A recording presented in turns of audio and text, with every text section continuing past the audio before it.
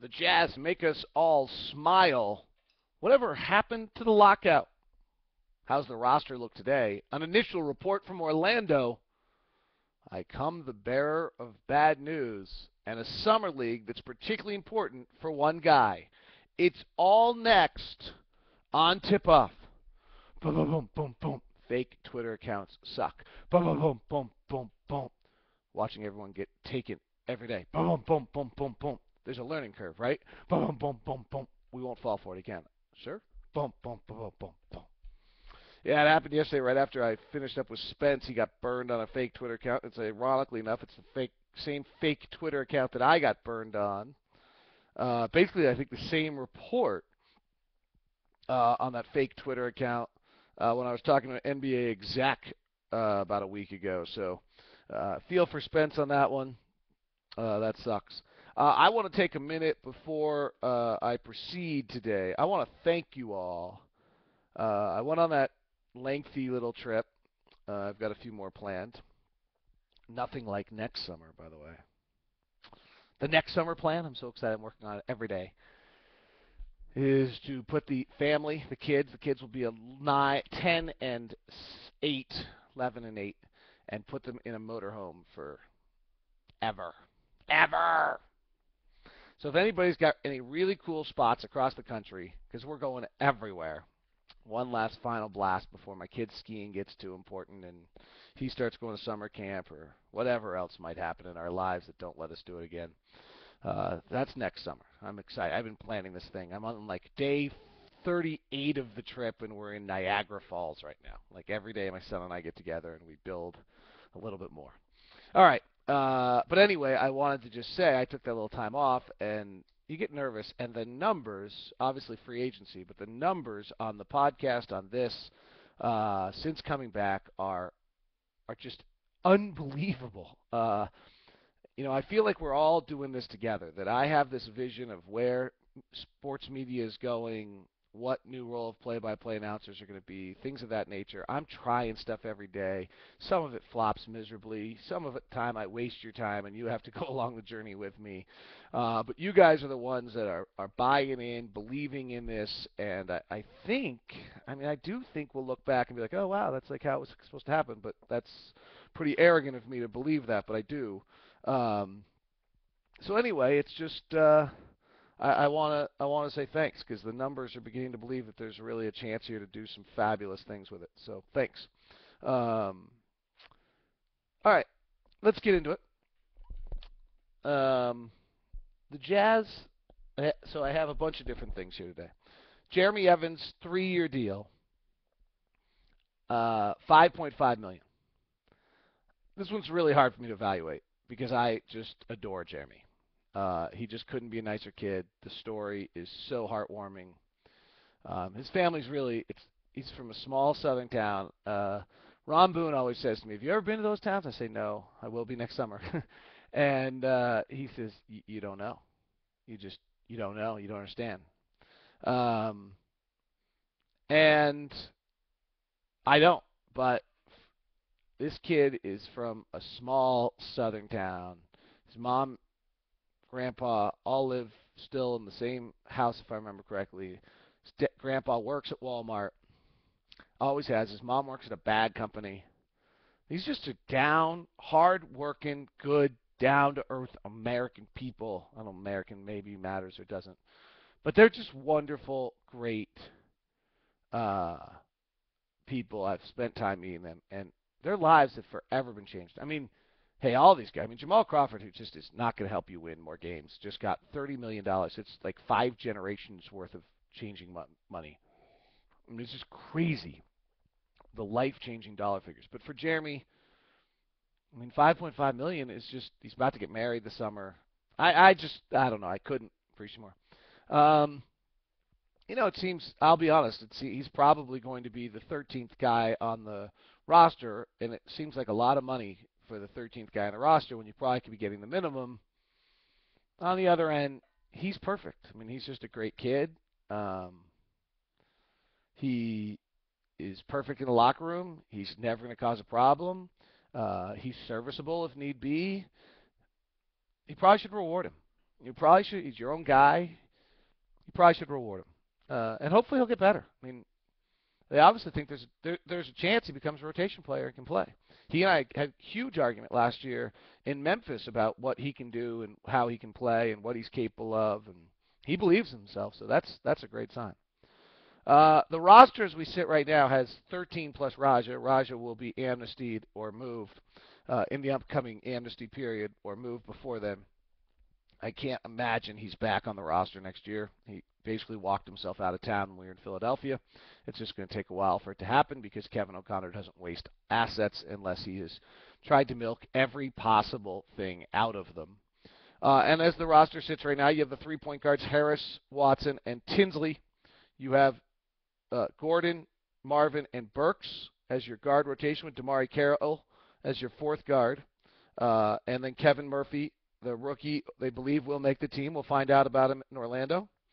And then obviously Favors, Millsap, Jefferson, Kanter, and Jeremy Evans. You've got one more spot.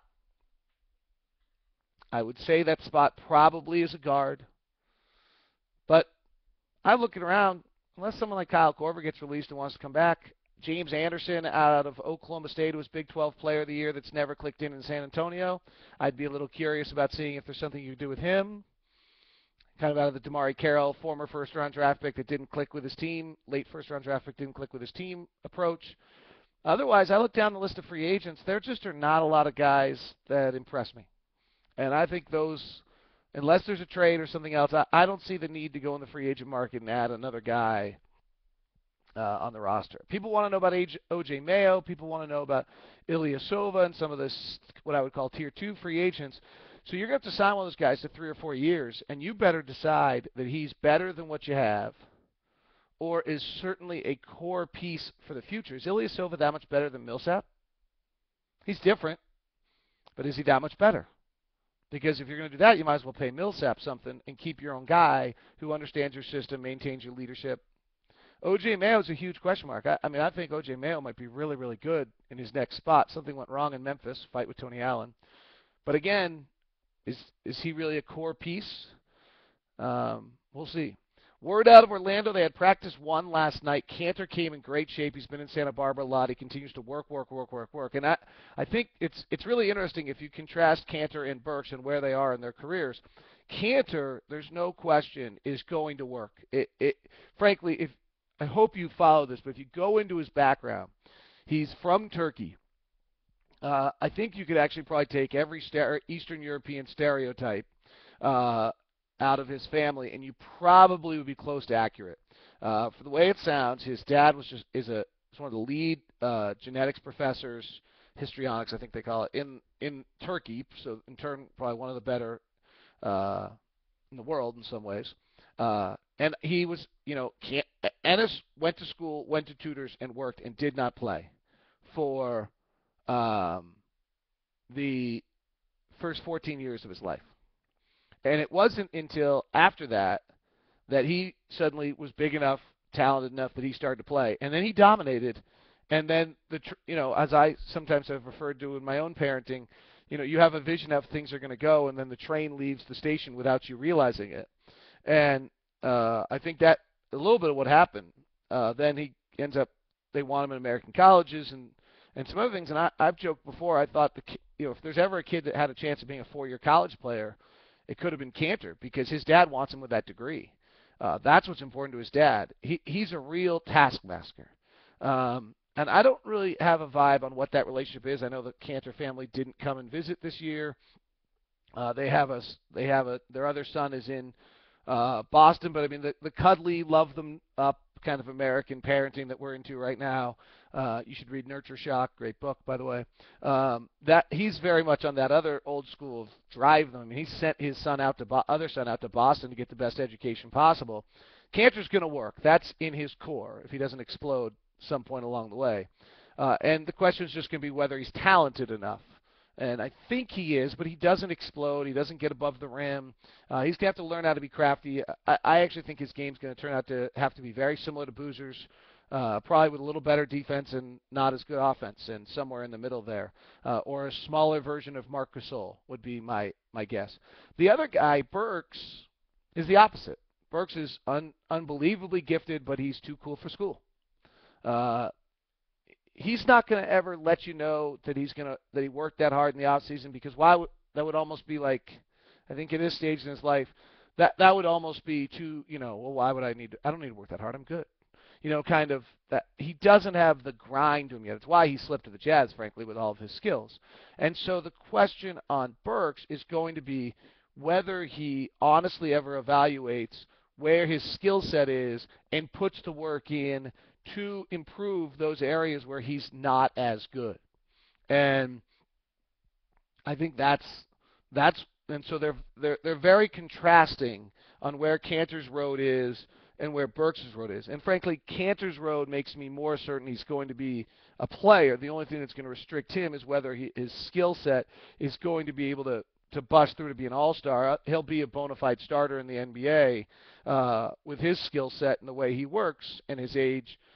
I'm very certain of it. The next question is on Burks. Burks could flame out. He also could catch fire, and some of this is going to be whether his personality ever grasps the need to put in the effort and time. And I'm not saying he's not working. I don't think he works, but I'm not sure he works with the kind of approach of fear, would be the way I'd phrase it. He doesn't work with the fear. If I don't do this, I could be. He doesn't think he'll be in trouble. He's pretty talented, and he's gonna be all right. So, but the early report out of Orlando is that Kanter did come in fabulous shape. I talked to a scout last night about Marvin and Mo. Actually, not really we'll call him a scout. I mean, he fits under my scout definition that I use, but he's actually a assistant coach in the NBA, and he loves Marvin. He thinks it's a great pickup. 26 years old, going to get better in this system. Mid-level, legitimate starting three in the NBA, he says. And what he means by that is, hey, probably, middle of the pack, like between probably the 15th, 16th best starting three in the NBA. He's a better shooter than people realize. He wasn't used right in Atlanta. The reports on him as a player as a person are fabulous. That he'll work, he'll be relieved, he'll be able to just be a piece. He's not going to be a star, but he's necessary to win. Those kind of guys, and he's bigger and stronger and can really rebound. So very, very positive in a lot of ways in that regard. Now, quite honestly, I tell you that. Let me give you the other side. He was not nearly as positive about Mo Williams. In his opinion, Mo Williams is selfish. He's a front runner. He's a phony. He was not big on Mo Williams.